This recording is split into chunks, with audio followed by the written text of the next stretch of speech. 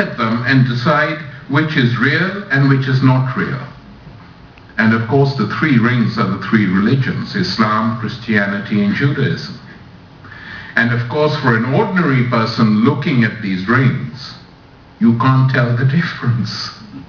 But for a specialist who then inspects the rings, he can tell the difference. A diamond merchant or the Inquisition.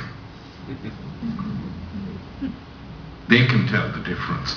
But it's extremely interesting that these stories of the three rings circulated in Europe basically to make a simple point that people can belong to different cultures and religions, and we have to just accept that.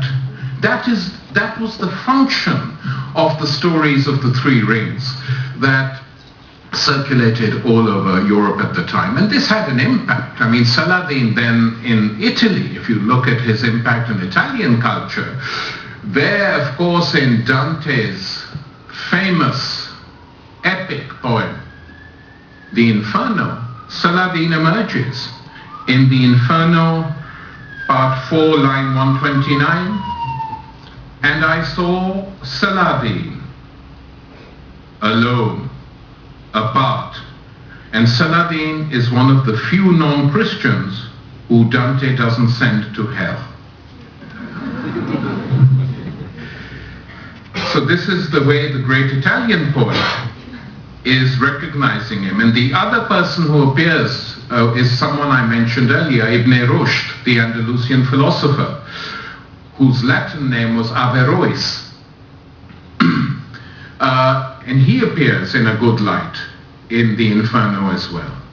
Then in the Decameron of Boccaccio, the other great work, actually very much modeled on the Arabian Nights and that mode of storytelling, you have a whole story devoted to Saladin. And in a way, what the point I'm really trying to make is that because it was not a big deal for a lot of these people, they knew they were living in a world of different cultures and different religions, to write like this. So for many of them, it was normal. And it was also a way of differentiating themselves from dogma. Then you have history. How is history presented?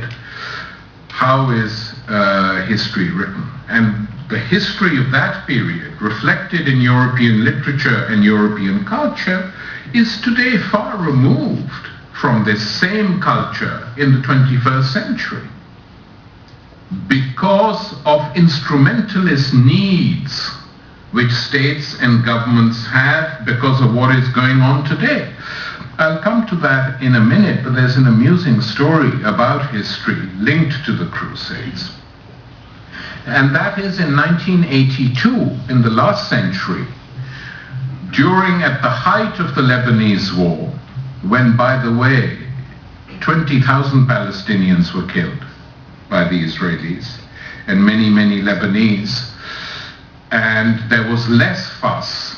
There was less fuss and anger than there was over Gaza, where the casualties were in, a few thousand. Horrible though Gaza was.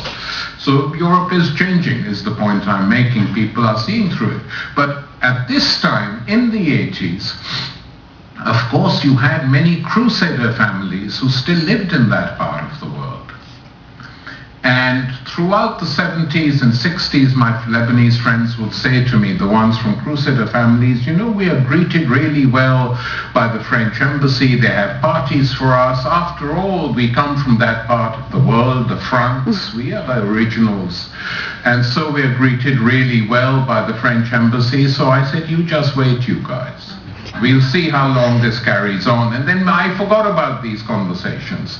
In 1982, quite a lot of the leaders of the Crusader community, or people who come from that, now they all speak Arabic. The rich ones amongst them also speak French. The ordinary ones don't speak French.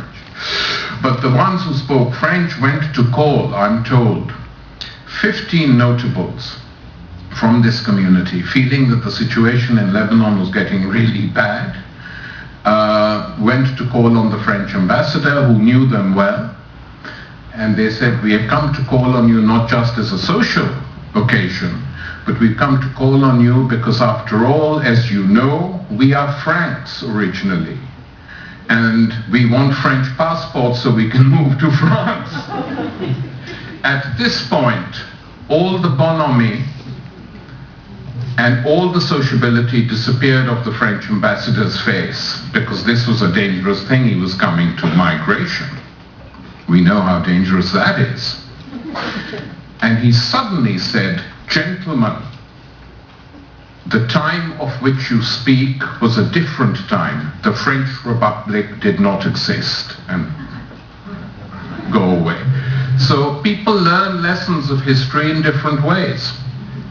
If you come from one part of the world and settle down in another several hundred years ago, then don't try and reclaim that part of the world again, is the lesson that the French ambassador was trying to provide. Other things in history which are often forgotten because we have forgotten sometimes to contextualize certain books. The great novel, one of the greatest novels ever written in Europe, Cervantes' famous Don Quixote.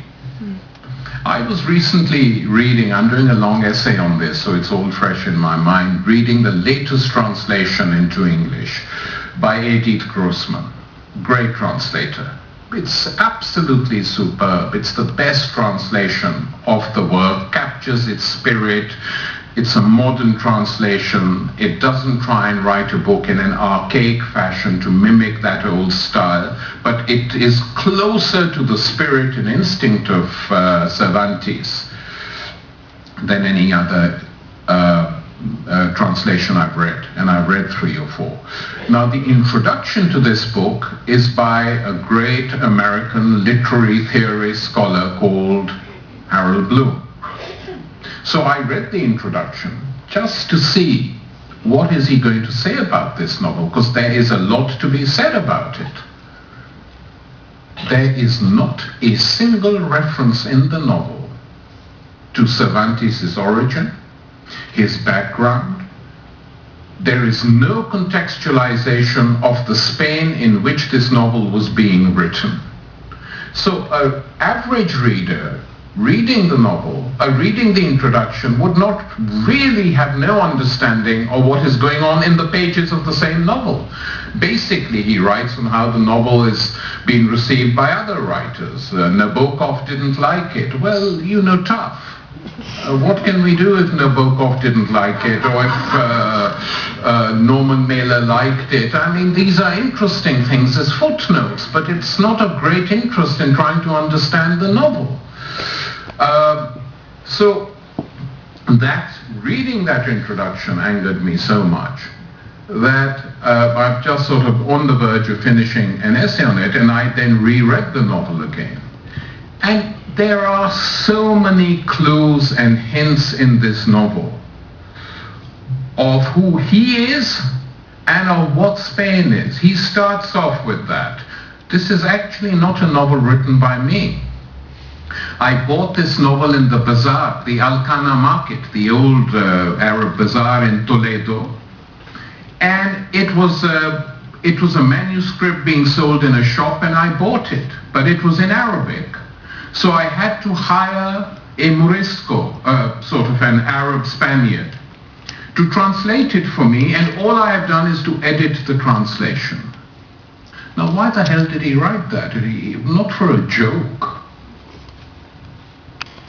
And it was to make clear what the links were in that culture.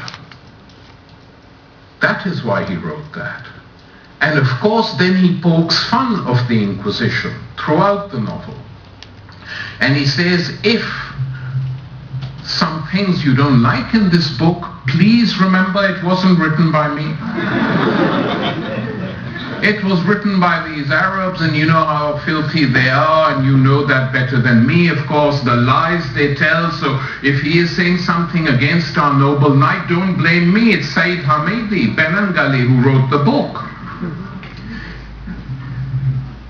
and then